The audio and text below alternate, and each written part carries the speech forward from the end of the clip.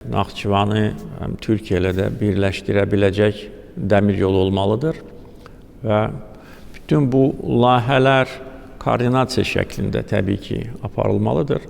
Azərbaycan ərazisində daha tez bütün bu yollar həll oluna bilər. Amma koordinasiya olanda xərclənən vəsaitə qənaət olacaq. Çünki biz də bilməliyik ki, nə vaxt hansı yolun segmenti hazır olacaq ki, o vaxta qədər öz infrastrukturumuzu buna hazırlayaq.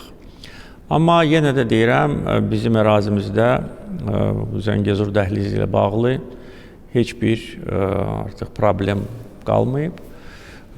Onu da bildirməliyim ki, bizim təşəbbüsümüzlə Ağbənd qəsəbəsində Araz üzərindən körpü də inşa edilir.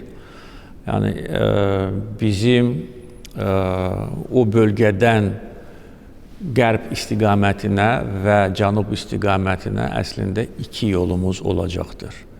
Biri Zəngəzur dəhlizi Ermənistan üzərindən, biri isə Araz dəhlizi İran üzərindən. Bunda təşəbbüskarı biz olmuşuq. Körpünü biz öz vəsaitimizlə inşa edirik və Azərbaycanın əsas hissəsindən Naxçıvana getmək, əgər indi Biləsuvardan uzun yol hərəkət edilsin, indi cəmi 45-50 kilometr İran ərazisindən Naxçıvana gediş olacaq və beləliklə Azərbaycan əsas hissəsi ilə Naxçıvan arasında iki bağlantı olacaq.